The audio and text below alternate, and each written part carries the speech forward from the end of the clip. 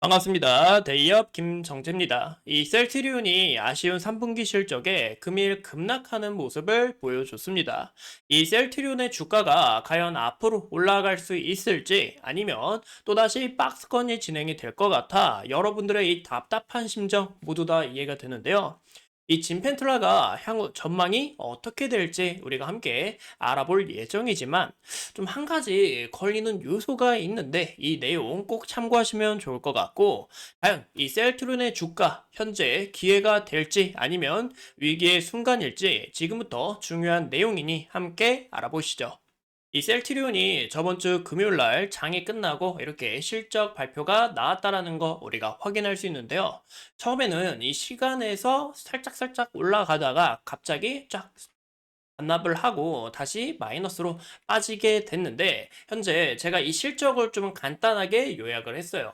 보시는 것처럼 이 별도 실적이 정말 이 미친 듯한 어닝 서프라이즈를 냈기 때문에 여기에 대한 기대감으로 시간에가 소폭소폭 올라갔지만, 하지만 이 연결 재무제표를 다시 한번 보니 현재 이 어닝에서 가이던스에서 현재 이렇게 쇼크가 나왔다라는 것을 우리가 확인해 볼 수 있죠. 그러면 현재 이 연결 재무제표로 봤을 때 왜 이렇게 좀 실적이 나왔고, 또 이렇게 별도로 봤을 때는 왜 이렇게 실적이 잘 나왔는지 두 가지 요소를 우리가 함께 볼 예정인데, 우선 이 실적 자체는 정말 잘 나왔다라고 말씀을 드리고 싶어요.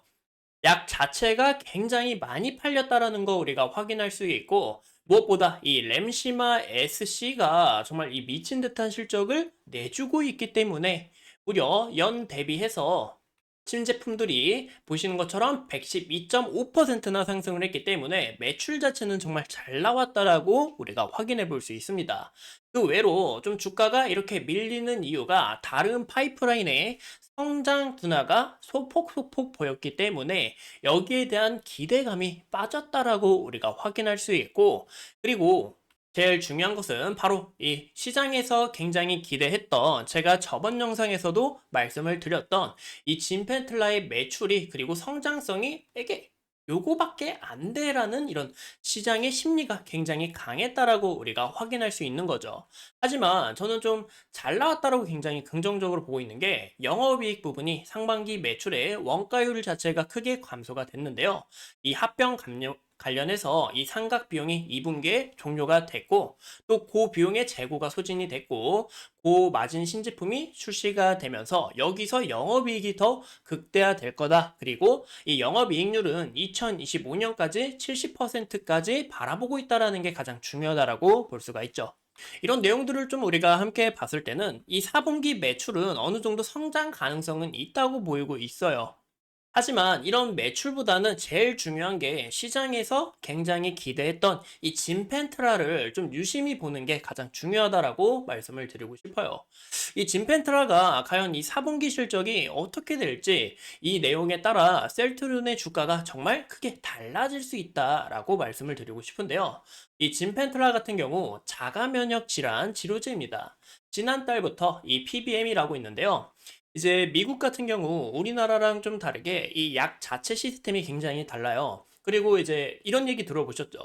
미국 같은 경우 의약품이나 아니면 의사한테 처방을 받거나 치료를 받을 때 이 비용 자체가 굉장히 비싼데, 바로 중간에 이 중간 역할을 하는 PBM이 껴있기 때문에 여기서 약 가격 자체가 좀 올라간다라고 봐주시면 좋을 것 같아요.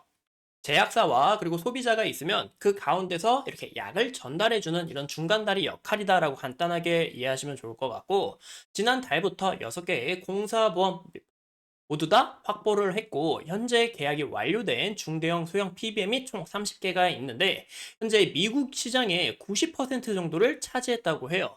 정말 이 부분을 제대로 차지를 했으면 4분기 실적부터는 본격적으로 가셔야 될 가능성이 있어 보인다라고 말씀을 드리고 싶어요. 그래서 우리가 제일 초점으로 보셔야 될 것은 이 4분기 실적이다라고 볼 수가 있는데요. 근데 현재 시장에서 이 진페트라를 우리가 왜 굉장히 기대를 했냐면, 서정진 회장님이 좀 자신감 있게 얘기를 주셨죠. 이 진펜틀라 2025년에는 매출 3조 원을 전망을 하는 이 블록버스터급의 신약이다라는 이런 기대감이 굉장히 크게 형성되어 있기 때문이에요. 하지만 아까 보신 것처럼 64억? 과연 이게 3조가 가능해? 라는 이런 시장의 심리가 굉장히 커졌다라고 볼 수가 있는 거죠. 근데 저는 이 진펜틀라 아직 모른다라고 좀 이야기를 드리고 싶어요. 왜냐하면 이제 인플리시막이라는 이 기존 치료제의 이제 시밀러 약인데요. 이 시밀러 약이 아닌 현재 신약으로 좀 각광받고 있습니다. 그 이유가 기존 IV 제형에서 SC 제형으로 변경을 해서 출시를 했기 때문에 여기에 대한 기대감이 굉장히 커져가고 있다라고 볼 수가 있는 거죠. 이제 우리가 이 환자 수를 좀 추정해 볼 예정인데요. 보시는 것처럼 다른 시밀러 약들도 굉장히 많다라는 거 우리가 볼 수 있습니다. 뭐 레미케이드 아니면 뭐 아브솔라 그리고 뭐 램플렉시스 이런 것도 굉장히 좀 많이 출시가 되고 있는데 현재 미국인 평균 체중이 84kg이라고 해요. 그래서 인플리시막 투약 언틸이 34.7개로 임플리식 환자만 해도 약 27만 명으로 좀 추산을 하고 있습니다. 그 외로도 이 진펠트라 같은 경우 적응증이 추가로 확대가 돼서 크론병 57만 명, 그리고 중증도 아까 말씀드린 부분 개양성 대장염 환자까지 약 84만 명을 이루고 있다라고 볼 수가 있는데요.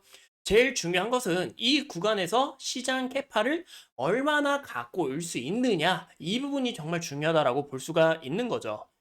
기존 이야기한 대로 환자 비율의 48%를 좀 고려를 해봤을 때 약 66만 명, 약 65만 명을 좀 전망을 하고 있는데 이렇게 이 수치 자체가 높은 이유가 보시는 것처럼 기존 IV 제형에서 SC로 신약으로 출시를 했고 제일 중요한 것은 현재 이 인플렉신막 SC는 다른 시밀러들도 갖고 있지 않기 때문에 여기서 더 올라갈 가능성이 있어 보인다라고 보고가 있는 거죠. 그래서 저는 이 4분기 실적 정말 이 확실하지는 않지만 본격적으로 좀 가시화가 되지 않을까 이런 부분에서 좀 눈여겨봐야 된다고 말씀을 드리고 싶고 이 진펜트라가 현재 이 750만 원으로 좀 추정이 되고 있는데 현재 이 월 가격의 추정치가 미국으로 나아갔을 때 WAC 기준 이 3,091달러 정도가 이제 게재가 됩니다. 전망을 하고 있어요.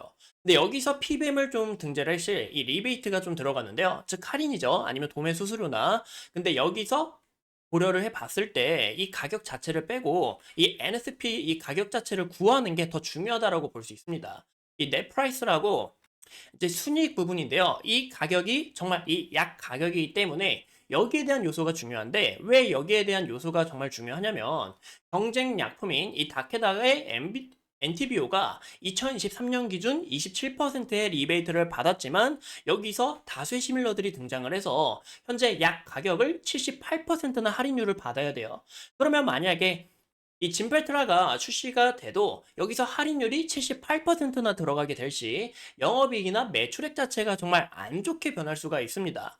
하지만 아까 말씀드린 것처럼 이 BLA 신약 트랙으로 SC 제형 이렇게 허가를 받았고 또 유일한 SC 제형이기 때문에 우리가 여기서 할인율도 크지 않고 수요가 많을 전망에 있다라고 좀 봐주면 좋을 것 같아요. 그래서 저는 기대치가 아직 끝나지 않았다라고 좀 강조를 드리고 싶고 이 셀트리온 같은 경우 또 이제 이 트럼프의 수혜주로도 불릴 수가 있습니다. 왜 그러냐면 이 트럼프 같은 경우 현재 이 시밀러들의 촉진을 좀 요구를 하고 있어요. 왜냐? 이 사람들의 선택을 막지 마라. 그래야 제약사들이 혁신을 가져올 거다라고 바라보고 있기 때문에 여기에 대한 부분과 그리고 한국 바이오 위탁 생산 최근에 굉장히 핫했던 이 생물보안법이 있는데요. 현재 이 셀트리온이 CDMO 기업을 또 추진하고 있기 때문에 여기에 대한 신사업 모멘텀을 또 받을 수 있다. 연내 목표니까 우리가 이런 이벤트도 함께 알아주시는 게 가장 중요하다고 볼 수가 있습니다. 현재 2024년 현재 신약 과정이 굉장히 좀 잘 진행되고 있다라고 볼 수가 있어요. 그럼 이제 두 가지가 죄송합니다. 이 한 가지가 좀 걸린다라고 볼 수가 있고 이제 나머지 네 가지는 아직 여기서 두 가지는 출시를 안 했고 나머지 두 가지는 출시를 했지만 어느 정도 동등성 입증을 진행을 했고 내년부터는 정말 이 본격적으로 매출 자체가 가시화될 수 있다라고 볼 수가 있는 거죠. 그래서 현재 4분기 실적 우리가 기대해봐도 좋고 아니면 2025년에 다시 한 번 더 이 셀트리온의 붐이 올 가능성이 있어 보인다라고 말씀을 드리고 싶어요. 현재 이제 이런 내용들을 알아봤고 다음 시간에 더 중요한 내용들이 있는데요. 2025년부터는 이 미국 시밀러 시장이 굉장히 본격적으로 달라집니다. 현재 이 셀트리온 같은 경우 파이프라인도 정말 많고 오늘 제가 좀 어려운 내용으로 풀어드렸지만 하지만 여기서 제일 중요한 것은 이 내용이니까 다음 시간에 꼭 참고해 주시면 좋을 것 같고요. 그리고 제가 이 셀트리온의 영업이익을 바탕으로 목표 주가를 산출해 볼 예정인데 여기에 대한 내용도 꼭 참고해 주시면 좋을 것 같아요. 현재 이 셀트리온의 우리가 차트를 함께 봤을 때 보시는 것처럼 또다시 한 번 더 여기 보이시죠? 이렇게 박스 하단권에 왔다라는 거 우리가 확인해 볼 수 있습니다. 이 구간에서 지속적으로 돌파가 잘 나오지 못하고 돌파가 나왔어도 순간적인 이 매물과 함께 이렇게 주가가 밀리게 되면서 이렇게 다시 한 번 더 강하게 밀렸다라는 거 우리가 확인할 수 있죠. 그러면 우리가 이런 부분을 봤을 때 다른 부분을 좀 생각을 해 본다면 현재 박스권 하단을 터치한 만큼 추가적으로 다시 한 번 더 이 구간까지 터치할 가능성이 있지 않을까라고 우리가 생각을 해볼 수 있고 근데 만약에 여기에 대한 주봉으로 봤을 때 이 구간이 다시 한 번 더 밀리게 될 시 그리고 처음으로 이 121선을 주봉 121선을 지지를 받고 있는데 과연 이 구간이 밀리게 될 시 이 박스 하단권으로 또 내려올 수 있다라는 것도 우리가 주의를 하시는 게 중요하다라고 말씀을 드리고 싶어요. 현재 이 셀트리온 주가의 자체가 우리가 바이오 기업들 같은 경우 PER로 잘 측정은 하지는 않지만 현재 이 47 가까이 되면서 현재 실적도 잘 내고 있는 만큼 좀 비교를 해보자면 어느 정도 좀 높은 수치에 있다라고 말씀을 드리고 싶고요. 그리고 좀 약간 안 좋은 징조가 나타나는 게 금일 수급 현황을 우리가 함께 보신다면 외국인과 기관의 이 수급 자체가 강하게 빠져나갔다는 게 좀 흠이 되지 않을까 싶습니다.